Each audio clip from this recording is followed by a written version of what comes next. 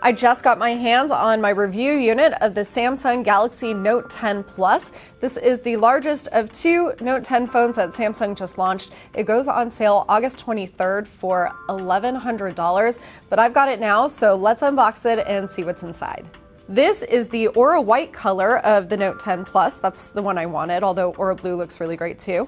And there's this shiny S Pen on the top of the box. Not a lot of other design, but that's all right. This is the 256 gigabyte version. There's also a 512 gigabyte version. And let's see, just a little bit of writing on the side, but otherwise fairly plain. Samsung's keeping it simple this year as it has in years past. All right. Oh, inside the top of the lid, we've got, we've got what's probably the pamphlet and also the SIM card ejector tool. I'm gonna put this aside for right now. And here's what we want to see, the phone. So there's this nice plastic tab that makes it easy to pull out. I don't have to turn it over, which is great. We'll put that aside for a second and see what else we have. Let's open this up and see, in here we've got, just a quick start guide for the phone. And like I said, the SIM card ejector tool, which is going to be handy later. Put it to the side, and now here we have just a little divider. Here we've got our charging brick for super fast wired charging. A little bit of a different shape this year, it's a little bit rounder. And USB-C input on the end. And here we have a lot of different goodies. All right, this is our typical USB-A to USB-C connector. And I don't think there's anything left in this little box. But let's find out. Oh, there is. Okay, so Samsung has put in a tool for changing the S Pen tip. You even have two tips in here, a white one and a black one. So if there's something wrong with your tip, you can just squeeze it out and insert a new one. Here we have our cable. Interesting, this isn't a braided cable this year. I've come to expect those. This is a USB-C to USB-C cable. This is new in the box. And finally, we have our headphones. These are AKG headphones, as in past years, and we do get the braided cable here. What's interesting about this is that it's got a USB-C connector port instead of a 3.5 millimeter jack, and that is because Samsung has removed the jack and replaced it with only USB-C. We had that before for charging, but now if you want to listen to music through a wired headphone, this is what you use. Lastly, you've got your ear tips here. There's one set that's a little bit smaller and one that's a little bit larger than what comes with the headphones. Now, these are pretty tightly in here, so I just want to pop these out. I think the easiest way to do that is just going to be to unfurl the whole thing. There we go. Kind of slip this out and slip this out here. They're very secure. Put that off to the side, and we can get a closer look. So that is everything that comes in the box, and now we can address our attention back to the phone. I'm actually really excited that I got this Aura Glow color because in the right light it sort of reflects the rainbow, and even if you put a case on it, you'll always know that you've got this underneath.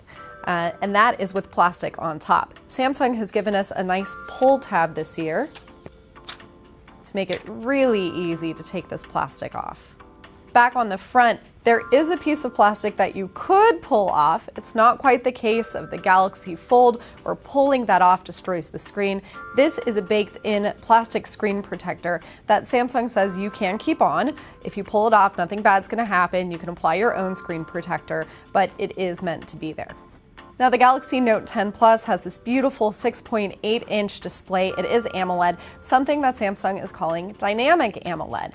This is pretty much an edge-to-edge screen. It takes up a lot of space on the phone face, but the device itself is pretty easy for me to hold, and I have smaller size hands. One design change is the 10 megapixel front-facing camera. It is moved to the center, and there's only one. The sides are still curved, feels really nice in the hand. You'll notice that there's no traditional power lock button on the right side of the phone. Instead, that's moved over to the left. This is where the Bixby button used to be. There's no Bixby button anymore, but you still can use Bixby. So you'll just click once to unlock the phone, click twice to launch the camera or any other app you want, and press and hold to use Bixby Voice. Here at the bottom, we've got, of course, the S Pen stylus that pops out. Then we've got the speaker grill, of course, a microphone, and the USB-C port. There is no 3.5mm headphone jack. Samsung was one of the last outliers to have this headphone jack, and it is gone. At the top, we've got a SIM card tray, and there's also a micro SD card slot in here. Doesn't exist on the smaller Galaxy Note 10. Flipping over to the back, we have these three beautiful cameras, and we've got an AR camera on the Note 10 Plus only. The three cameras are really the same that you'll find on the Galaxy S10 Plus and the S10 5G. We've got a dual aperture 12 megapixel lens, a 16 megapixel wide angle lens, and a 12 megapixel telephoto lens, and of course this 3D AR camera that you can use for things like portrait video and AR Doodle, which is where you can draw on the screen over an inanimate object. So these are pretty much the features of the phone. Let's pull out that S Pen. Really beautiful blue color. Samsung says that it's made this S Pen stylus a little more round this year. Last year with the Note 9, Samsung gave the S Pen some Bluetooth low energy capability. There's also a battery in here that charges when you stick it back in the phone. You can use this button as a remote control to take pictures, to pause and play a video or a song, even to move along a presentation. But now with this year's pen, there's also gesture control built in. So you can flick through a presentation, flick through your camera modes, even zoom in, zoom out, or move between the front-facing and rear-facing cameras. Now we're actually going to turn the screen on, and the power lock button, of course, is on the left. Okay, so now the phone is on and you can really see that front-facing camera and where it sits. There are wallpapers out even now that will disguise that space. And here's what it looks like through the app tray. And this is what the notifications bar looks like.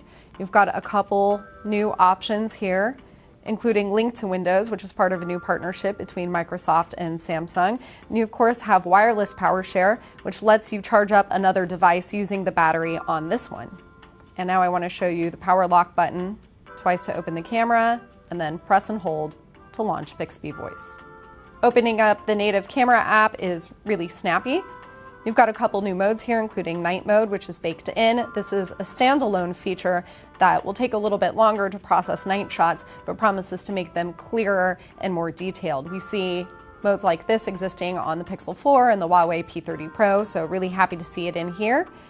We also have live focus, which is like the blur portrait mode, and we even have live focus video, and that's enabled by this AR camera on the back. This is basically the video version of doing a blurred out portrait mode. So that was your quick tour of the Note 10 Plus stylus, camera, screen. I've got a lot more testing to do, so make sure you come back for the full review.